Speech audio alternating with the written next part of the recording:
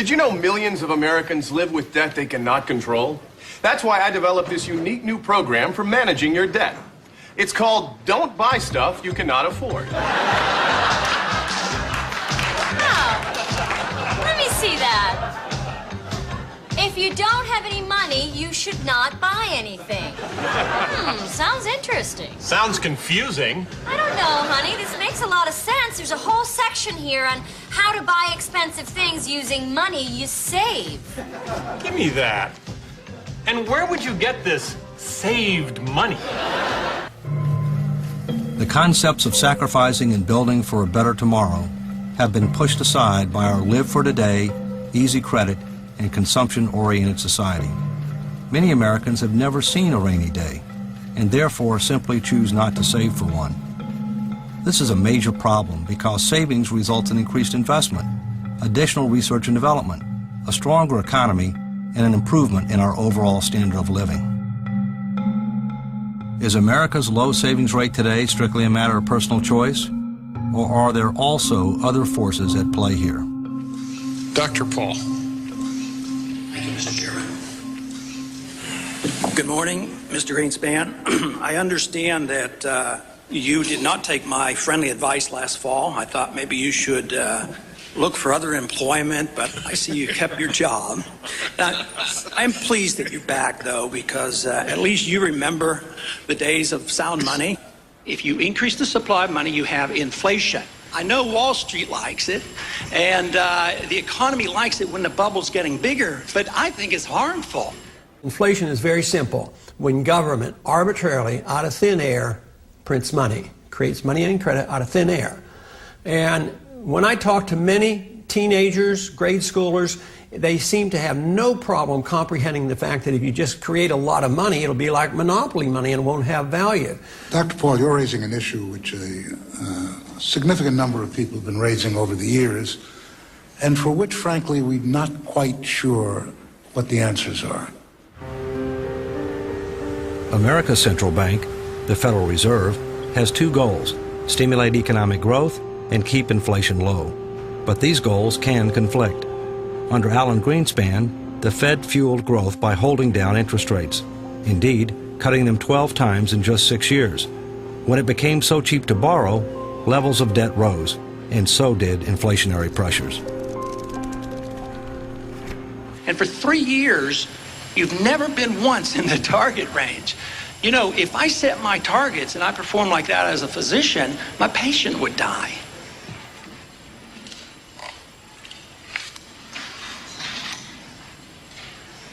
Is the gentleman finished?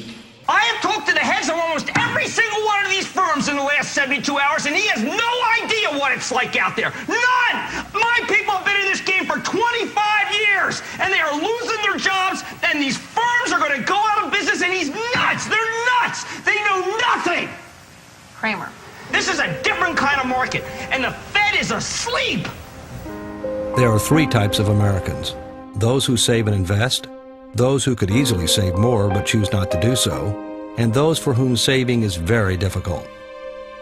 If Federal Reserve policy creates strong economic growth and keeps inflation low, everyone can benefit.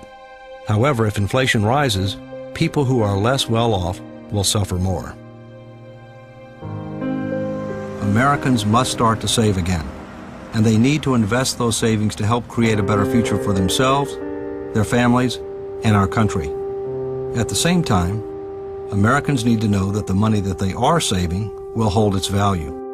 Too much easy credit for too long can create a false sense of wealth. I think I got it. I buy something I want and then hope that I can pay for it, right? No. You make sure you have money, then you buy it. Oh, then you buy it. But shouldn't you buy it before you have the money? No. Why not? It's in the book. It's only 1 page long. The advice is priceless and the book is free. Wow, I like the sound of that. Yeah, we can put it on our credit card. So get out of debt now. Write for your free copy of Don't Buy Stuff You Cannot Afford. And if you order now, you'll also receive Seriously. If you don't have the money, don't buy it. When I say trade deficit, do you know what that means? In 2007, China had the largest trade surplus in the world. And who was dead last? The United States of America. If you're buying more than you're selling, which is what a trade deficit is, eventually your trading partners are going to own a lot of your wealth. When they are not buying your goods and services with this money, they will be looking for ways to invest it.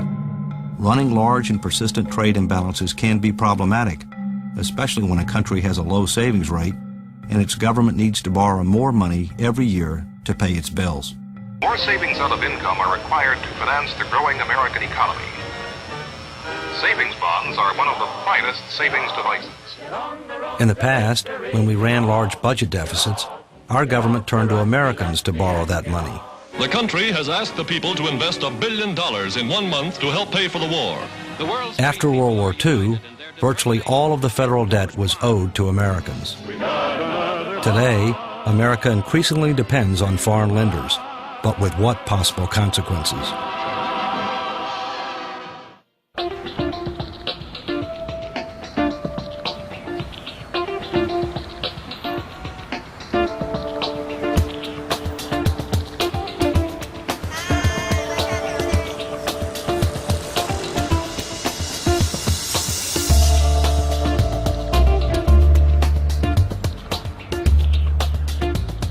China, the new global economic superpower, is now set to have enormous influence over America.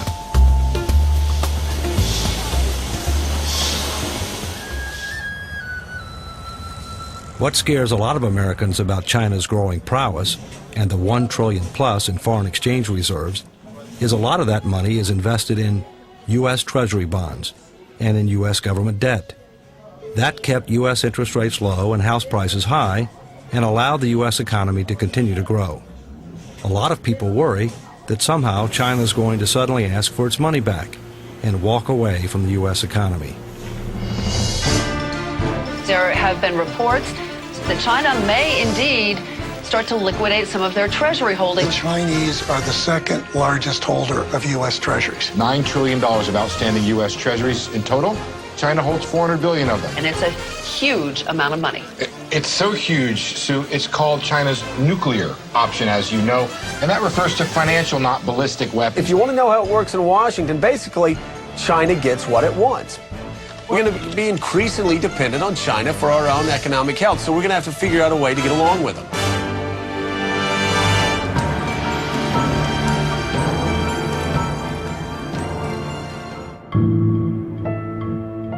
In the fall of 1956, the world was on the brink of a major international conflict. America's allies, Britain and France, were engaged in a battle against Egypt over control of the Suez Canal. The Soviet Union was threatening to intervene on the side of Egypt. America wanted to avoid military action at any cost and demanded that the British and French allies withdraw from the region. When their request was denied, the U.S. turned to financial warfare.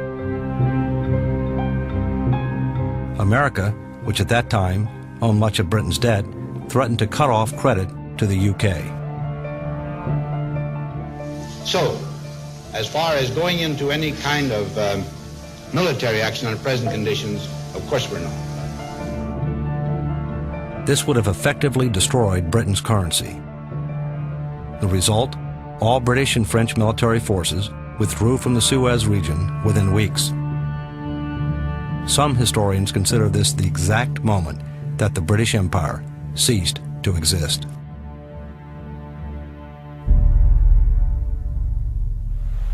The largest slices of U.S. government debt.